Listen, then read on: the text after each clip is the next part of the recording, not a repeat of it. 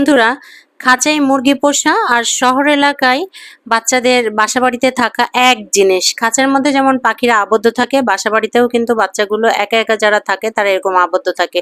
তো আয়ানকে এই আবদ্ধ পরিবেশ থেকে বের করার জন্য আমি সব রকমভাবে চেষ্টা করি। ওকে বিভিন্ন বাচ্চাদের সাথে বিভিন্ন পরিবেশে মিশতে দেই, খেলার উছিলায় ওকে নিয়ে যাই এবং প্রাইভেট পড়ানোর নামে শুধুমাত্র পড়ানো। ওকে আসলে মেইনলি উদ্দেশ্য আমার যে ১০টা বাচ্চার সাথে মিশলে ১০ রকম কথা শিখবে, ১০ ভাবে সে তৈরি হবে এবং কিভাবে প্রশ্ন করলে কিভাবে উত্তর দিতে হবে, কি বললে তার পরিপ্রেক্ষিতে কি বলতে হবে এবং নানান খেলাধুলা, দৌড়ঝাঁপ ইত্যাদি শিখুক। এই কারণে আমার বাসায় রান্না হোক আর না হোক আমি ছেলেকে এই প্রপার টাইমটা দেওয়ার চেষ্টা করি।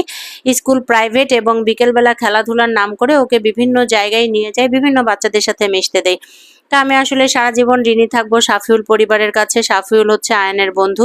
আমি পড়ানো শেষে ওকে বিকেলবেলায় বাচ্চাগুলোর সাথে মিশতে দেই এবং আমি কিন্তু এখানে ৮টা-৯টা পর্যন্ত থাকি।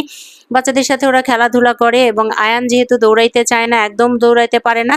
এই মেয়ে ২টা এশা আছে, এশার বান্ধবী আছে। এরা করে কি আয়ানকে নিয়ে এই মাঠের মধ্যে দৌড় শুরু করে এবং ওরা দৌড় দিবে এবং আয়ানকে বলবে যে, "আয়ান আমাকে ধরো।" তারপরে হচ্ছে খালি পায়ে ওকে মাটির স্পর্শ নেয়ানোর চেষ্টা করি। আসলে একজন মা যে বাচ্চার জন্য কত কিছু করে সেটা আসলে যে মা করেন, যে মা ভুক্তভোগী সেই কিন্তু বোঝেন। বাসার মধ্যে ছেলে বন্দি থাকতে থাকতে অনেক সময় অনেক অসুস্থ হয়ে যায়। যার জন্য গ্রামীণ পরিবেশে এই পরিবেশটাতে আমি নিয়ে যাই। আর কৃষি গবেষণার পরিবেশটা কিন্তু অনেক ভালো। তো এই বাচ্চাগুলোর সাথে যখন আয়ানকে মিশতে দেই, খেলাতে দেই, এর ফলে আমার ছেলেটা এত দ্রুত দেখেন ও কত সুন্দর করে দৌড়ঝাঁপ করতেছে। ও কিন্তু অনেক কথা শিখেছে এবং রিপিটেড কথা সে বলতে পারে। মানে এখন বুঝতে পারে। এখন আলহামদুলিল্লাহ সে অনেক, অনেক দুষ্টামি করে, অনেক পাকা, পাকা কথা বলে। আর দৌড়-ঝাঁপ সবকিছুতেই সে এখন এক্সপার্টিস হয়ে উঠেছে।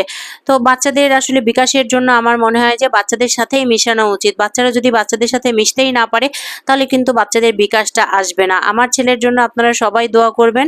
ও যেন সুস্থ থাকে, ভালো থাকে এবং ভালো মানুষ হয়। আজকে এ পর্যন্তই। সবাইকে আল্লাহ হাফেজ। বাই।